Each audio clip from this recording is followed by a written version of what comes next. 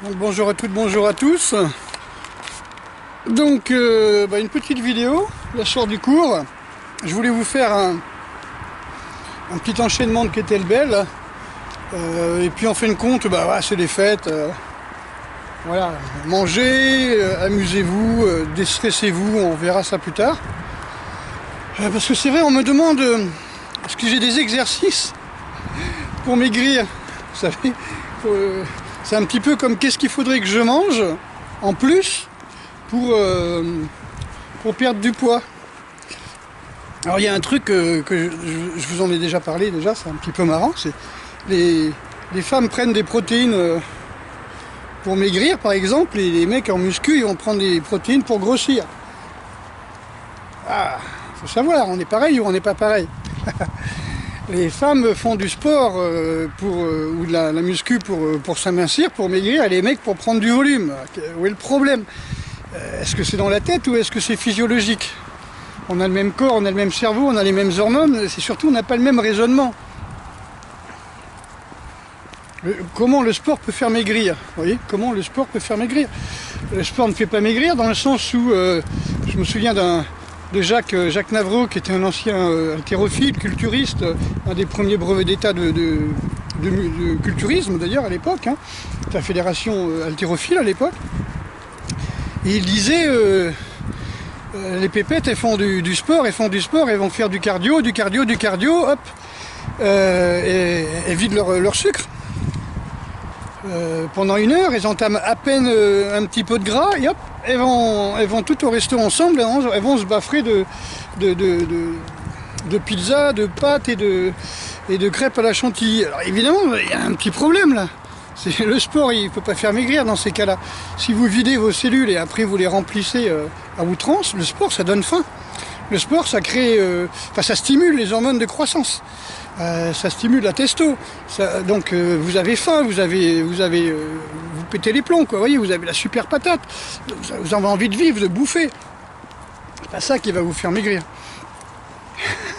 Moi, j'ai dû arrêter ce mois-ci la muscu parce que j'arrivais plus à prendre la ceinture de sécurité, oui, quand on m'emmenait en voiture.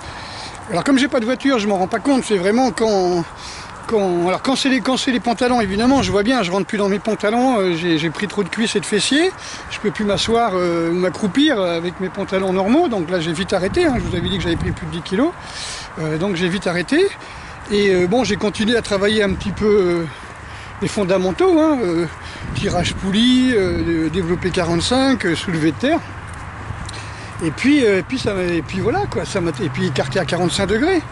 Des trucs comme ça, puis ça m'a tellement développé les épaules et les pecs que je pouvais même plus prendre la ceinture. Et quand c'est comme ça, effectivement, là, quand j'ai trop de volume, là j'arrête. Hein. Et puis on le voit bien, la bascule, voilà, je suis passé de 64 on va dire 63 kilos tranquille à 74 kilos, quoi, en l'espace de très, très peu de temps, on va dire, maxi 3 mois, quoi. Allez, on va être gentil, on va dire 3 mois, sinon on va dire que je suis un mytho. Voilà, je sais ce que je fais. Hein. Donc moi j'ai pas envie de changer toute ma garde-robe. Et j'ai pas envie non plus de craquer tous mes vêtements. Oui. Donc en fin de compte, je vous donnerai là, un petit peu la réflexion qu'a Schwarzenegger là, je crois que c'est Pumping Iron, ou dans une de ses interviews, et quand les femmes lui posent des questions, je crois, pour maigrir, il dit moi si je veux perdre du poids, il dit j'arrête de m'entraîner. Tout simplement, donc l'entraînement ne fait pas maigrir. L'entraînement va faire maigrir si vous courez le marathon, si vous faites, comme je fais pendant un petit bout de temps, 3 fois par semaine, 2 heures de course, hein, sur piste par exemple, ou dans les bois, ou dans les... Voilà. Mais chaque fois, 3 fois par semaine, 2 heures de course, vous allez quand même brûler un peu de gras, si vous le faites à jeun surtout. Mais faut pas se baffrer après. C'est-à-dire que l'entraînement, il va vous donner un, comment dirais-je, un petit plus à votre régime. Et non pas le régime qui vous donne un petit peu plus à l'entraînement. Si vous voulez prendre du poids, c'est sûr, le régime hyper protéiné, hyper gras, hyper sucré même, c'est surtout le sucre. Hein. Vous vous souvenez le gars qui faisait le 90-10, là, vous savez, je crois que c'était un Australien, là. Il faisait du marathon, ou des trails, des trucs comme ça, il était hyper connu. Il a fait des tas de bouquins sur le 90-10, donc 80% de sucre, 10% de protéines, 10% de gras, quoi, hein, de graisse. Et puis en fin de compte, il est devenu diabétique, hein, puisqu'il faut une vingtaine d'années pour que ça se déclenche de façon morbide quelque part. Et donc le gars, il s'est mis à devenir diabétique, et maintenant il fait le tour du monde en faisant des conférences pour dire attention, brûlez mes livres, quoi. Je me suis trompé, je suis désolé, je me suis trompé. Au moins c'est honnête, au moins, mais par contre le nombre de gars qui m'ont pris le chou avec leurs 90-10, voilà, maintenant on est plus dans l'entraînement au HIT, on s'est aperçu que ça servait à rien de s'entraîner tous les jours, qu'on est plus dans l'entraînement au HIT, et on est plus dans le jeûne intermittent, la Warrior Diet, voilà, le Eat Fast Eat. Donc tous ces trucs-là, on s'aperçoit que c'est plus efficace de manger un seul repas par jour que manger 6 fois, 7 fois par jour. Et voilà, les culturistes, les sportifs de haut niveau, non seulement de plus en plus deviennent végétariens ou véganes, on doit dire, j'ai l'impression, ou bien ils se mettent à la fois au HIT pour leur entraînement et au jeûne intermittent, à la Warrior Diet. Donc ça voilà, mais enfin, chacun fait ce qu'il veut. Donc le problème, si vous voulez, c'est dans les années 80, on a diabolisé le gras, on nous a fait chier tout le monde en disant faut pas prendre de gras, faut pas prendre de gras. On est en France, hein, donc le pain, les pâtes, les pizzas, vas-y que je te bourre de glucides. Et puis il nous faut un petit dessert sucré, hein, donc on y va avec les saloperies, hein, les glaces, les machins comme ça, qui sont très, très sucrés. Vous pouvez, hein, mais bon, voilà, faut le faire si vous êtes entraîné, voilà, vous êtes complètement KO, là vous prenez votre glace et ça vous recharge, quoi. Mais pas tous les jours, quoi. Voilà, on a habitué les gamins, on a habitué tout le monde à bouffer ces saloperies hyper sucrées, puis on ne parle pas du petit déjeuner céréales. Le petit déjeuner céréales, c'est quand même quelque chose, si vous regardez dans les saloperies, je ne vais pas donner de marque, mais si vous regardez dans les saloperies que donnent les supermarchés, là-dedans vous avez du sucre, vous avez du miel, vous avez déjà des céréales, hein, comme le maïs, hein, qui est pratiquement 90% de sucre et à 98% au moins d'index glycémique, un truc comme ça, ou l'inverse, hein, 98% de sucre, 90% d'index glycémique. Donc je vais pas rentrer chez moi, là. Je vais faire un petit tour comme ça. Ça me permettrait de vous parler un peu plus. Donc voilà, donc on a diabolisé le gras. Alors diaboliser le gras, on arrive avec des gens qui pètent les plombs aussi, hein, parce que le cerveau il a besoin de gras, hein. Et puis le corps, le cœur adore les acides gras, hein, il adore les kétoses, être en kétose, hein, donc voilà donc.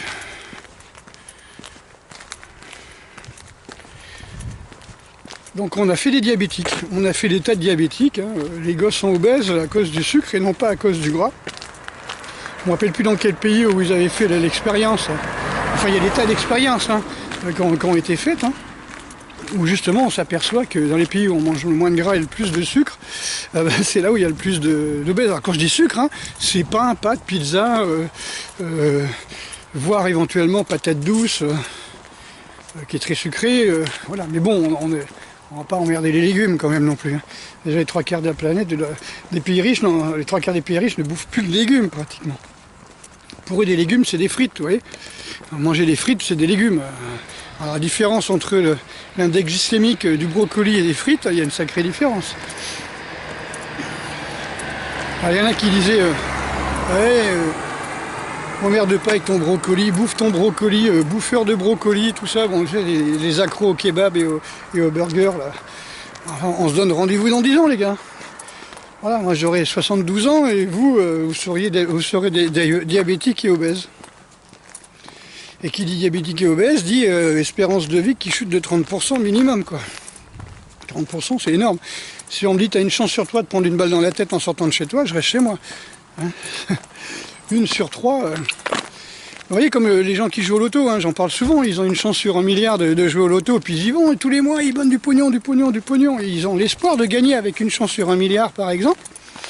Par contre, les fumeurs, il y en a 1 sur 2 qui crèvent de la clope, quoi, d'après ce que j'ai compris. On a une chance sur 2 ou 3, magnifique poules, et Donc une chance sur 2 ou 3 de mourir d'un AVC, d'un cancer à cause de la clope, ou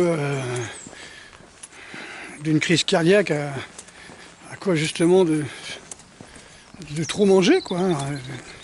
Parce que qui dit graisse dit, qui dit trop manger de sucre dit stocké en forme de gras. C'est ce gras qui est mauvais. Stocké sous forme de gras, le gras qui bouche les artères. Quand les artères commencent à être bien rigides, hein, elles sont plus souples, voilà, vous faites un effort et pouf, rupture d'anévrisme, quoi. Voilà, donc il n'y a pas d'exercice particulier pour maigrir. Hein. Si vous n'avez pas de régime avec, ça sert strictement à rien, quoi. Je suis vraiment désolé de vous le dire. Hein. Je me souviens de cette émission, j'ai enregistré toutes les émissions qu'il y avait sur l'obésité. C'est un sujet qui me passionne. Pourtant je ne suis pas obèse, j'ai pas d'obèse dans la famille, mais c'est un sujet qui me passionne, parce que ça fait souffrir énormément de personnes, et j'en suis désolé. Donc je suis comme beaucoup, je cherche des solutions. Donc c'était 2 personnes. Hein. Alors c'est là où ils parlaient d'un centre qui s'appelle Les Oiseaux, là, où ils emmènent des gens qui sont énormes, et puis on leur apprend à faire des burgers avec peu de calories, ouais. Enfin bref, et manger des légumes bien sûr. Et faire de l'activité, hein, beaucoup d'activités pour justement aider le régime. Hein. Et pendant qu'on court, on ne bouffe pas. Donc le principe c'est quoi? Le principe c'est simplement qu'il y avait 2 personnes qui faisaient dans les 190 kg ou 180 kg, un truc comme ça. Et les 2, je crois, travaillaient dans la restauration, je crois. Il me semble. Hein, et il y en a un qui a dit, moi je ne ferai pas de régime. Donc il s'est acheté un rameur, si je me souviens bien. Il s'est acheté une sorte de vélo elliptique. Il a mis ça sur son balcon. Et l'autre, il s'est mis au régime. Il a fait vraiment... il a baissé les calories, et surtout il a fait attention au genre de calories, comme je disais. Je veux dire 100 calories, donc 100 kilocalories de beurre de cacahuète et 100 kilocalories de brocoli n'ont pas le même effet sur l'organisme. Donc les calories, c'est... Hein, s'il fallait aller 1800 calories par jour, voilà, je bois 2 litres d'huile, et puis voilà. 2 litres d'huile, j'en suis largement, quoi. C'est 9 calories par gramme, ah ouais. Donc il fait, non, je bois 2 verres d'huile, quoi, je veux dire, plutôt. Ou un verre d'huile, j'ai mis 1800 calories. Ah ouais. Donc c'est idiot, c'est la qualité de la calorie et d'où elle sort qui est important. Donc ces 2 personnes qui faisaient plus de 180 kg, ils ont été suivis pendant 1 an. Et il y en a un qui a perdu 90 kg et l'autre il a perdu 10 kg. C'est tout simplement... voilà. L'autre il a mangé un petit peu moins parce que pendant qu'il faisait du sport il ne mangeait pas. Mais il a perdu 10 kg sur 1 an, hein, ce qui fait moins d'1 kilo ça fait 800 grammes par mois. Et l'autre il a perdu 90 kg. Après... il faut garder le régime, quoi, hein, faut rester là-dedans. Alors 90 kilos, quand même, c'est quand même pas mal, merde. C'est du 7 à 8 kilos par mois, quoi. C'est 10 fois plus que l'autre, quoi. Voilà, donc, me demandez pas d'exercice pour maigrir. Je peux vous montrer des méthodes, hein, comme le HIIT, qui va permettre aux gens qui sont diabétiques d'arriver à brûler du gras malgré tout. Parce que le problème, c'est que normalement, quand on se lève le matin, on n'a pas faim, hein, parce qu'on a préservé son sucre et on a brûlé du gras toute la nuit. On n'a pas eu besoin de faire d'efforts, quoi, je veux dire. Même celui qui est un pervers sexuel, il va pas baiser toute la nuit, quoi. Il y a un moment, il va dormir ses 8 heures, quoi. Donc pendant ces 8 heures, il va se recharger en sucre, etc. Et tout va aller bien, quoi. Les muscles vont être pleins de sucre, le sang plein de sucre, le foie plein de sucre. Donc il a brûlé du gras toute la nuit, et il se lève le matin, il n'a pas très faim du fait qu'il a déjà du sucre. Ça c'est normal. De toute façon, il se lève, il est censé être en résistance insuline. Alors que celui qui est déjà en résistance insuline, durant tout le temps, hein, c'est-à-dire qui est diabétique type 2 par exemple, lui il n'arrive pas à utiliser son sucre, il stocke tout ce qu'il bouffe de sucre en graisse, Et le problème, il se lève le matin, il est crevé, puis il a une super dalle, et il a vraiment envie de manger du sucre, quoi. Et ça, c'est pas bon signe, ça. C'est-à-dire que la personne est tellement fatiguée, son pancréas est tellement épuisé, qu'il n'arrive plus du tout à, malgré le peu d'insuline qu'il peut avoir, il ne peut plus utiliser, il ne peut plus déstocker, quoi. Enfin, c'est l'adrénaline qui déstocke, le sucre. Donc c'est un petit peu le grand problème qu'on trouve quand les gens qui sont épuisés, j'ai parlé de ça, des gens épuisés il n'y a pas longtemps, ceux qui sont en fatigue chronique, souvent ils deviennent diabétiques. Alors on parlait de la résistance, les gens qui sont dans la résistance. Je me souviens un spécialiste justement du diabète qui expliquait par exemple dans le thé à la menthe que l'on prend dans le Maghreb. Donc les Algériens, ils vont mettre 4 sucres ou 5 sucres dans leur thé à la menthe et puis ils vont pas forcément devenir diabétiques. Alors que les Kabyles, eux, ils vont être plus sujets au diabète, tout simplement parce qu'ils sont dans une résistance politique, une résistance, je parle de la résistance là-dedans, je parle pas de la... Je parle de la résistance dans le sens de non-acceptation de ce qui est, du moment présent. Donc ils sont en guerre, ils sont en révolution, ils sont en révolte permanente. Et ça les rend diabétiques. Voilà, faites des recherches si vous voulez savoir pourquoi la résistance devient diabétique.